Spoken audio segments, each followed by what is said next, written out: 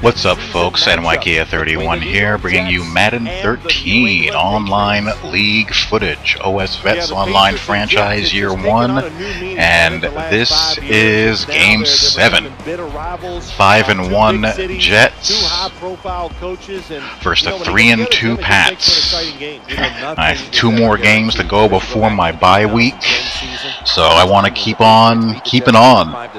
And the Pats, excuse me, Pats don't want to let me get too far out in front in the division race early, so big game for them as well. It's always a tussle when the Jets and the Pats get together. It's always a happening.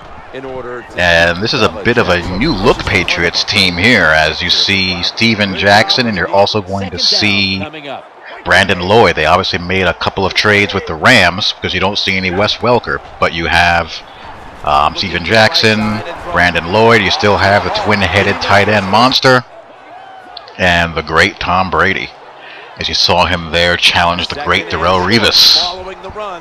But we get him off the field next play and play action. I actually lost the actual audio file for this game. I was cleaning out my computer and deleted one of the audio files that I didn't mean to delete. So there you go. I'm going to have to ad-lib this sucker a little bit as the Jets go on offense. I tend to like to see what version of Mark Sanchez I have early in the game. And Sanchez is so erratic, and that's a textbook case of the kind of throw he has trouble with. He actually has very good short and medium throwing accuracy ratings. He just can't get the ball downfield very well. And he has a low consistency trait, so, you know, you have no idea what you're going to get game to game with him. None. And a lot of the Jets in this game are like that. Guys that have some talent, but have low consistency traits. Aaron Maben is like that. Maben goes on these stretches where he's unblockable in pass rush, but then vanishes. Cromartie is like that also. Talented but low consistency. Kyle Wilson is like that. Even David Harris. And he's my most stable guy outside of Revis that I have out there. Muhammad Wilkerson, same thing. Santonio Holmes. So what ends up happening with these guys is that they'll have these games where they're just on, and everything clicks, and they look like they're in friggin' beast mode, and they can beat any team in the league. But they also have games for me where, you know, it's pulling teeth to get anything done. Speaking of which, Jeremiah Bell, he's actually been blowing hot all season long thanks to some user control. I have Jeremiah Bell currently at the top of the Pro Bowl voting in the ASC for strong safeties. He's got like 5 forced fumbles already and 5 interceptions, and there's Maben waking up. He's been on vacation for about 3 weeks. But when he's hot, he can do stuff like that. Back on O. Trying to get McKnight into space. So I need to play Joe McKnight more. He's the perfect style of back for this playbook. He can catch.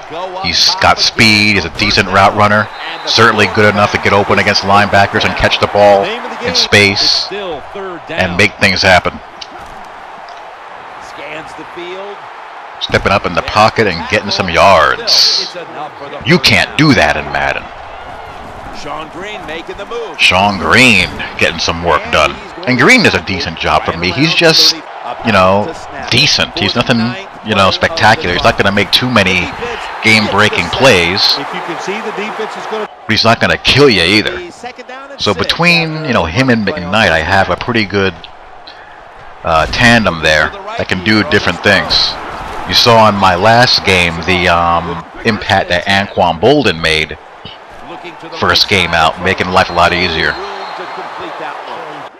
And I get bailed out there. I completely misplayed that play, and Jabbar Gaffney dropped the ball. I'll take it.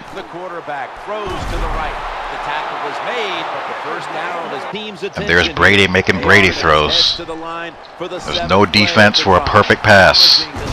to the right side. Can't complain about the offensive line play. Ryan Steed having a good rookie year in that dime back role.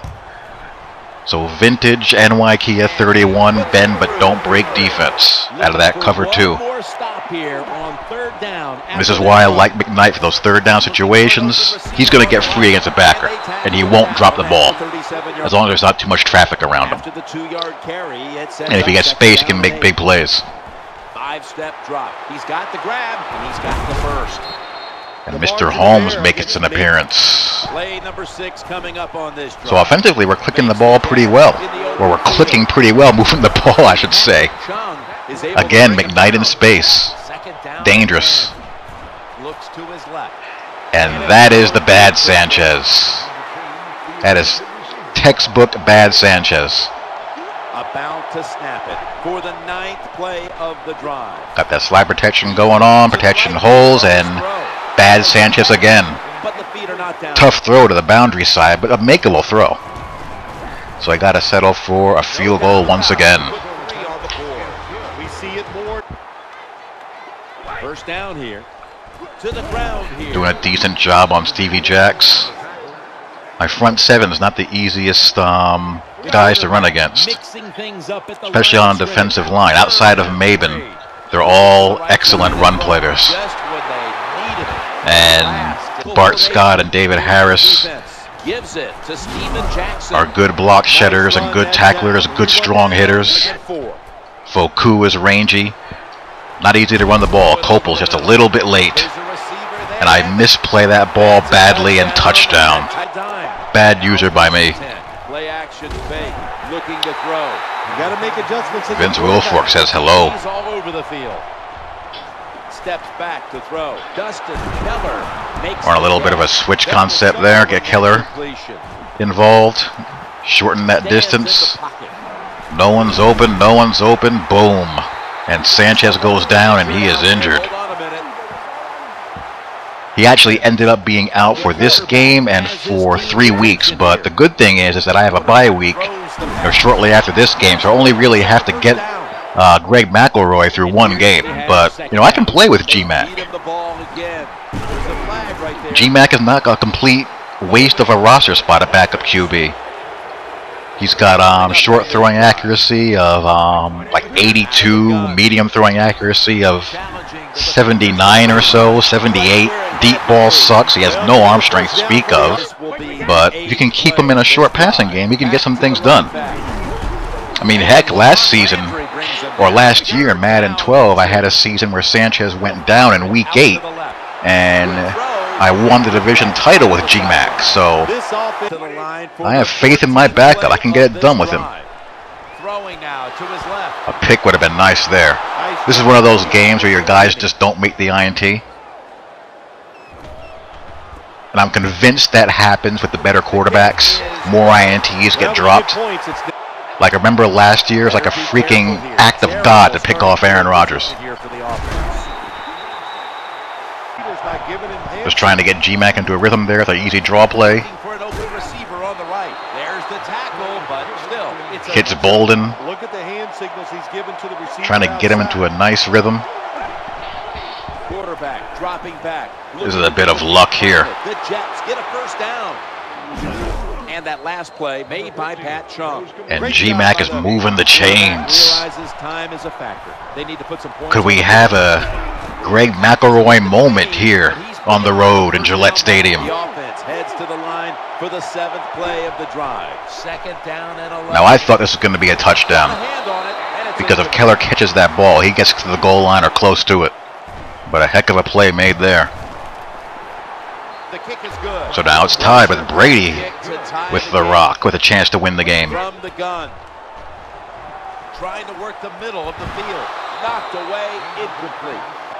You know, I'll take it. Would have loved the INT chance, but I'll take it. Get belted there as we've been having some protection issues this game. He's setting up here. He's been sacked 4 times already. What a beating. Popping the draw with Mr. Green. They face first down. Santonio Holmes is going to get free here. Actually shows some masculinity over the middle for once. They're going back up top. Looking across the middle. Look at McElroy move those chains. And he's tackled at the 32-yard line. He wants to take advantage of. Look at the hand signals he's given. Anquan Bolden is one tough cookie. Terribly thrown ball. But he's able to get something out of that, and he gets hurt. And I lose him for, quite a few weeks. And this was tough. I mean, that's just about the worst thing that can happen. I don't know how my guy doesn't recover it. That is true. I mean, I could have gone conservative and run the ball, kicked the field goal, but there's enough time left for Brady to do something. I mean, I didn't know that INT was going to happen just here. So now I have a chance in overtime, and this is what happens where or when you predetermine where you want to throw the football. Bad things will happen to you every time. Do not lock into one guy pre-snap or you'll pay the price, and that's what happened to me there. And I take the L to go to 5-2, the Dolphins next, and I got to play that game with G-Mac going start to finish. So the Patriots win this round, round 2 coming, shortly after the bye week. So the Pats keep within striking distance in the division race early on this season. Stay tuned for more. Talk to you all later. Peace. You got to play careful, conservative. They did not. That's why they lost. So for Phil Simms and all the crew at EA Sports, Jim Nance saying so long for now.